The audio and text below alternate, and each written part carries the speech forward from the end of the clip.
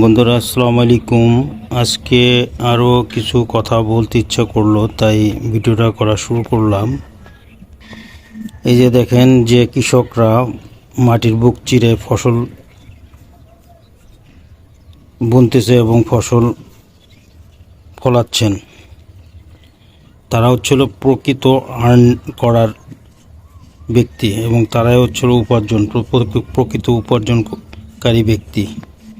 তো এরা হচ্ছিল আমার দৃষ্টিতে টোটাল 3 শ্রেণীর লোক অর্থ উপার্জন করে, আর বাকি যারা আছেন তারা শুধু অর্থ গণনা করেন, অর্থর হিসাব নিকাশ করেন। তো কৃষকরা হচ্ছিল যে প্রকৃত অর্থ, যারা মাটির নিচ থেকে টাকা উপার্জন করে।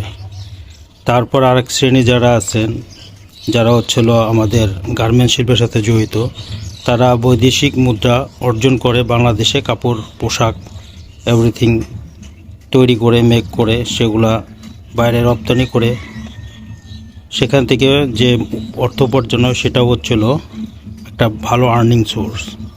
মানে যেটা অর্থ উপার্জন, সেটা দেশের ভিতর থেকে দেশের জিনিস ইউজ করে বাইরের থেকে টাকা আর্ন করা।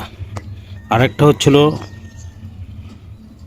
রেমিডেন্ট যোদ্ধা, যারা বিদেশে কাজ করে, চাকরি করে প্রবাসে, দেশের মায়া ত্যাগ করে বাপ মা ভাই বোন বউ বাচ্চা সবাইকে থুয়ে যারা বিদেশে পড়ে আছেন, কাজ করে অক্লান্ত হাড়ভাঙা পরিশ্রম করে তারা।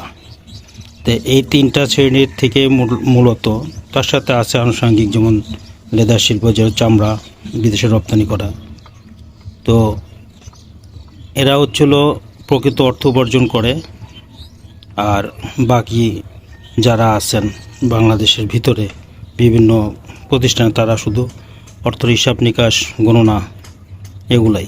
তো এই 3টা শ্রেণীকে আমরা সকলেই শ্রদ্ধা জ্ঞাপন করা উচিত এবং তাদেরকে প্রকৃতভাবে মর্যাদা দান করা উচিত আমি মনে করি। কৃষক, রেমিডেন্ট যোদ্ধা, প্রবাসী যারা ভাইরা আছেন এবং যারা গার্মেন্টসের সাথে গার্মেন্টস শিল্প পরিচালনা করে এবং শ্রমিক, তাদের সবাইকে আশা করি আমি আমার মনের কথাগুলো বলতে পারছি। আমার নিজের মনও হালকা হচ্ছে এবং আপনাদেরও বিষয়টা